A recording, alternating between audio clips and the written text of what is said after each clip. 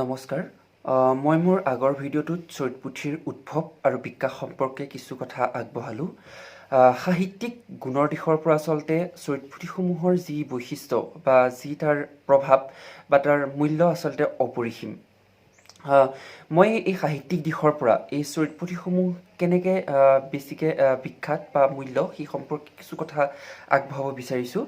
যে আমি যদি চাওঁ যে অন্যান্য বৈষ্ণৱ সাহিত্যৰ দৰে এই চৰিত পুথিসমূহৰ প্ৰতি অধ্যায়তেই আচলতে আৰম্ভণি আৰু শেষত ভগৱানৰ স্তুতি আৰু গ্ৰন্থকাৰৰ যি সংক্ষিপ্ত পৰিচয়, সেই সংক্ষিপ্ত পৰিচয় আচলতে পোৱা যায়। তাৰোপৰি যদি আমি চাওঁ যে পুথিসমূহৰ উপযুক্ত ঠাইত আচলতে দুলৰি বা তাৰোপৰি ছন্দ ইত্যাদিৰ প্ৰয়োগ ইয়াত দেখা পোৱা যায়। তাৰোপৰি লোকসাহিত্যৰ অন্যতম কিছুমান যিখিনি আমি ফকৰা যোজনা বুলি ক'ব বিচাৰোঁ, যে ফকৰা যোজনাৰ ইয়াত প্ৰয়োগ দেখা পোৱা যায়। বিশেষকৈ ইয়াত প্ৰকাশিত মই ফকৰা যোজনা আৰু এটা অনুপ্ৰাস অলংকাৰৰ কথা ক'বলৈ বিচাৰিছোঁ। ফকৰা যোজনা যদি আমি চাওঁ, ইয়াত আছিলে গাঁও ভাই গাঁও, আনে খাই ডাবনাৰী, মাধৱে খাই লাও। এইটো আছিলে আচলতে ফকৰা যোজনা। তাৰোপৰি অনুপ্ৰাস অলংকাৰ ইয়াত আছিলে। অনুপ্ৰাস অলংকাৰ আছিলে এদিন দিনটো ঘূৰি কণটো নাপালোঁ। যে এনেকৈ যদি আমি চাওঁ যে এই চৰিত পুথিসমূহত ফকৰা যোজনা, অনুপ্ৰাস অলংকাৰ, দুলৰি, ছবি ইত্যাদি বিভিন্ন অলংকাৰ বা ছন্দৰ প্ৰয়োগ ইয়াত ঘটা দেখা পোৱা যায়। এতিয়া মই ক'ব বিচাৰিছোঁ যে এই চৰিত পুথিসমূহৰ কিছুমান বৈশিষ্ট্য আছিলে।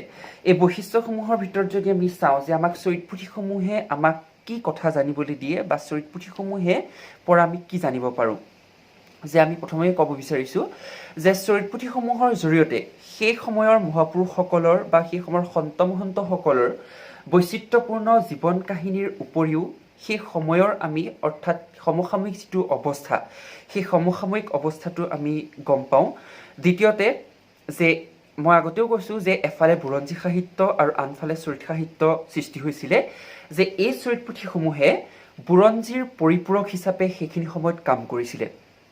বিশেষকৈ যদি আমি চাওঁ যে বুৰঞ্জীৰ ৰাজনৈতিক অৱস্থাৰ বিপৰীতে চৰিত পুথিসমূহে সামাজিক জীৱনৰ চিত্ৰ বিশেষভাৱে প্ৰতিফলিত কৰিছিলে।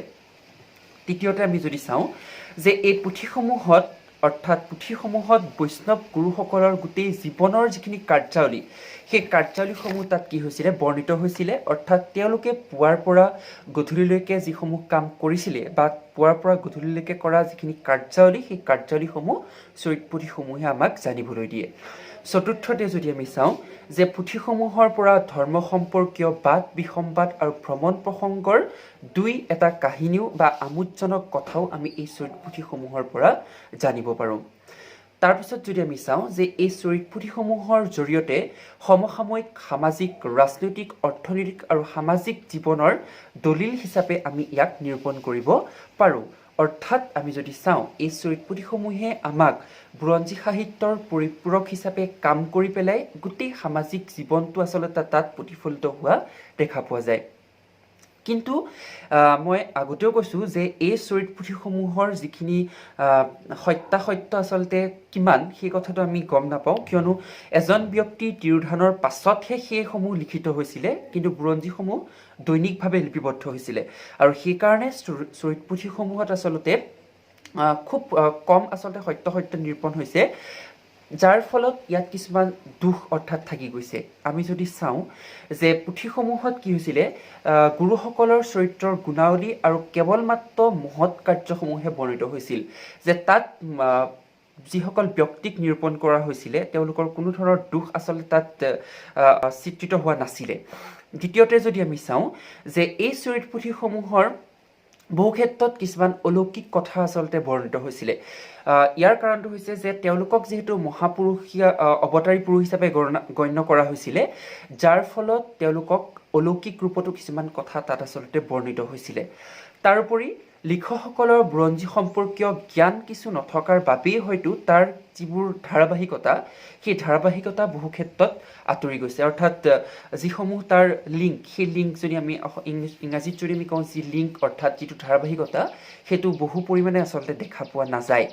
তাৰোপৰি প্ৰায়বোৰ কথা শুনি লিখাৰ বাবে বা একোজন মহাপুৰুষক জন্ম বা মৃত্যুৰ সময় নাইবা কিছুমান কাৰ্যাৱলী কথা ভিন ভিন চৰিত পুথিসমূহত বিভিন্ন ধৰণে বৰ্ণিত হৈছিলে।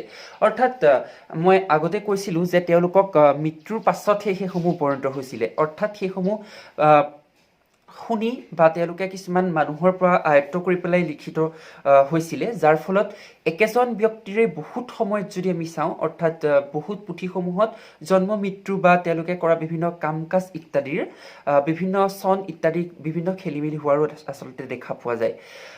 গতিকে এই দিশৰ পৰা যদি আমি চাওঁ যে যি কি নহওক সেই চৰিত পুথিসমূহ যদি আমি চাওঁ, এটা কথা আমি গম পাওঁ যে এই চৰিত পুথিসমূহে সেইখিনি সময়তেই আচলতে মহাপুৰুষসকলৰ জীৱনৰ যিখিনি কাহিনী বা তেওঁলোকৰ জীৱনৰ যিবিলাক গুণাৱলী বা তেওঁলোকে কৰা যিখিনি কাম কাজ, সেই কাম কাজখিনি আচলতে আমাক চৰিত পুথিয়ে আচলতে জানিবলৈ দিয়ে যে বুৰঞ্জী সাহিত্যৰ বিপৰীতে এই চৰিত পুথিসমূহে আচলতে পৰৱৰ্তী যিখিনি যুগ, এই পৰৱৰ্তী যুগৰ জীৱনী লেখকসকলৰ বিজ্ঞানসন্মতভাৱে জীৱনী লিখিবলৈ এটা অনুপ্ৰেৰণা প্ৰদান কৰিলে। যে মই আগতেই কৈছিলোঁ যে আচলতে আমি এক অৰ্থত জীৱনী সাহিত্য বুলি ক'ব নোৱাৰিলেও, কিন্তু জীৱনী সাহিত্য লিখাৰ যিটো পৰম্পৰা, আচলতে যিটো নীতি